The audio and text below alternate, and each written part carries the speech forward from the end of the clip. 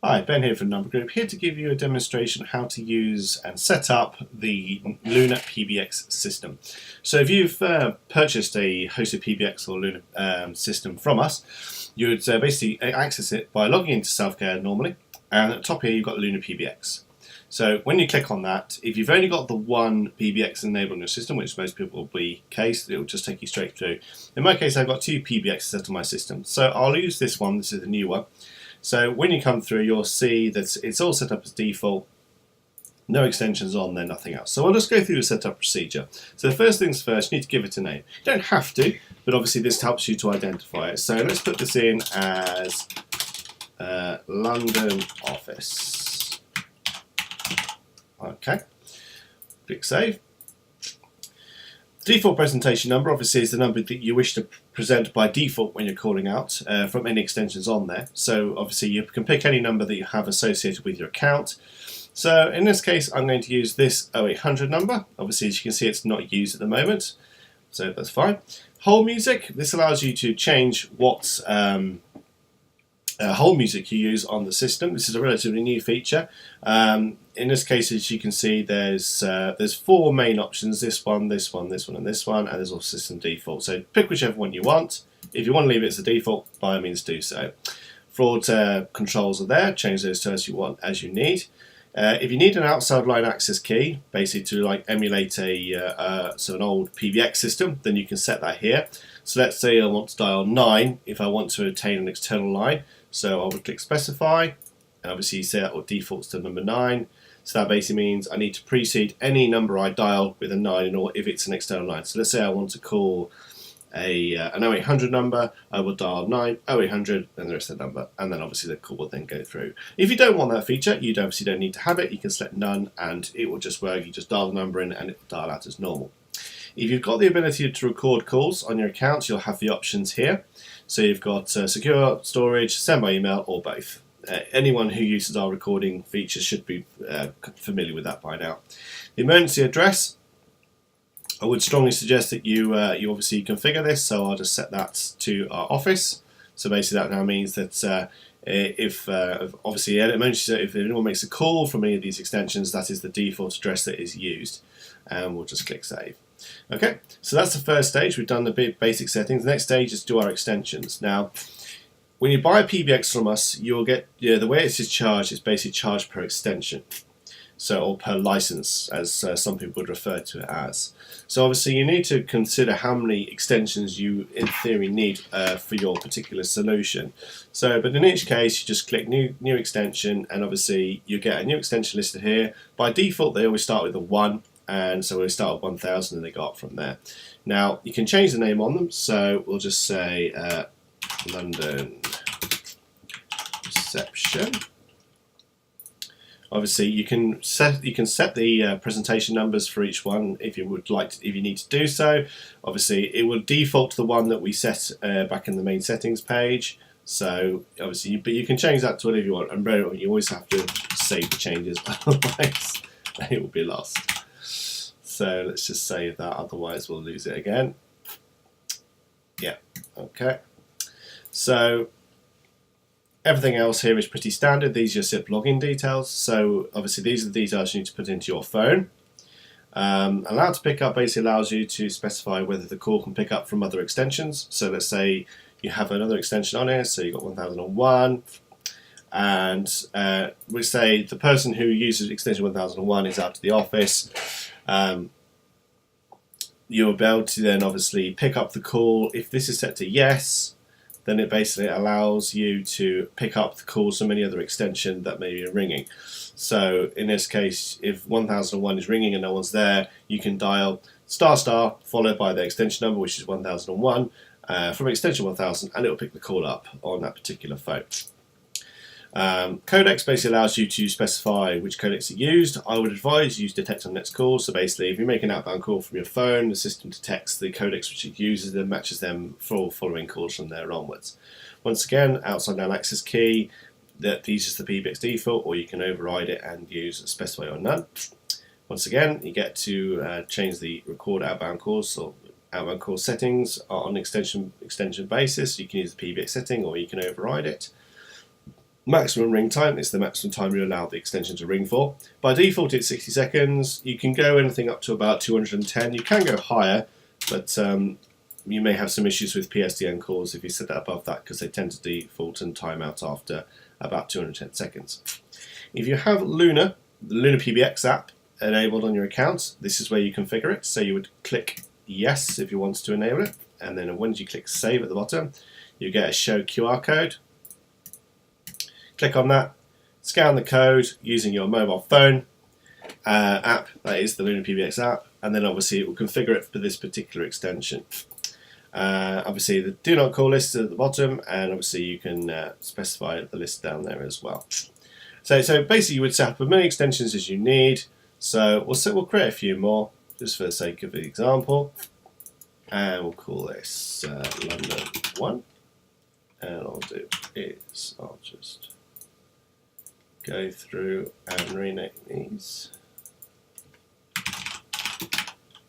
Oh.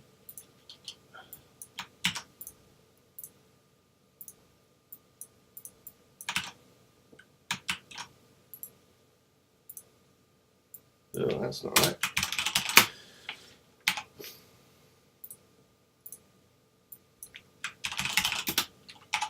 And 4. And then 5. Okay. So you've got a receptionist and you've got your 5 normal extensions. So basically you've got the basic setup here, but obviously what else can you do? Well, you can group the extensions into groups, or also known as a hunt group. So let's just say you want to separate 1, 2, and 3 into their own group. So there we go, that's now done. You can obviously rename it, so you can say sales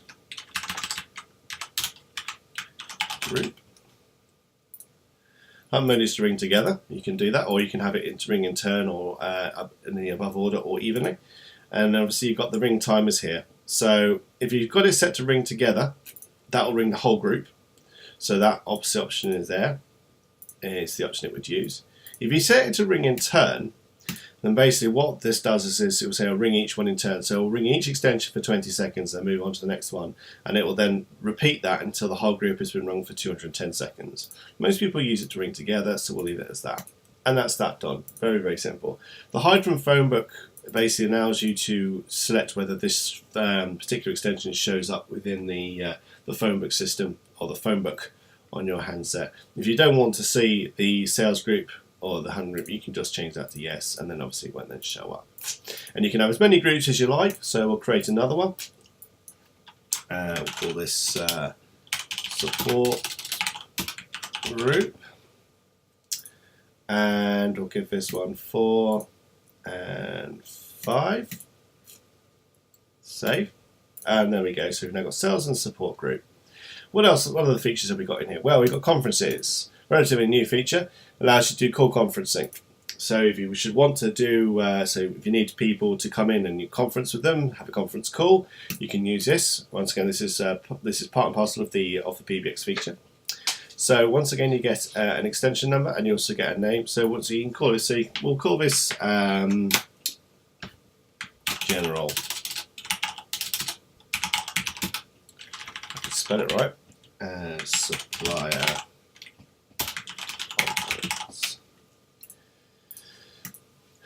Okay, so now you see we've done that. We've had a moderator pin set up and a participant pin.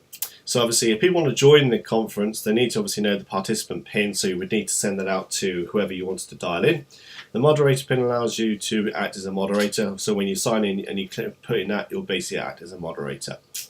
That is pretty much it. So I'll show you how to point stuff to it, but it's the same procedure as everything else later on, so it's very simple to use. So make sure you click save. Handsets, obviously if you've got handsets from ourselves, that is where you'd manage them. In this case we don't have any. And phone book also is where you would specify phone book entries which pass out to the phones. This feature only works with the ground string handsets we supply. So now you've got your basic framework in place for your extensions and your groups, how do you route calls to it, and how to get it to work within the self-care system. So the next thing you need to do is go to your numbers. So you need to find the numbers that you have. So if you remember, we were using this, and you can see it's just been called London Receptionist. Okay, so at the moment it's currently routing through to that PBX and that particular extension. So let's just say, for example, we wanted to use this as our general inbound number. So first of all, obviously it goes to our receptionist. Let's add another option in there. Let's go PBX, set the PBX we want. And then let's just say after that it goes to the sales group. And we'll click save. Now what this also means is that it basically means these two will ring at the same time. So let's just say, for example, we want the receptionist to ring first. We want the sales group to rung after 10 seconds.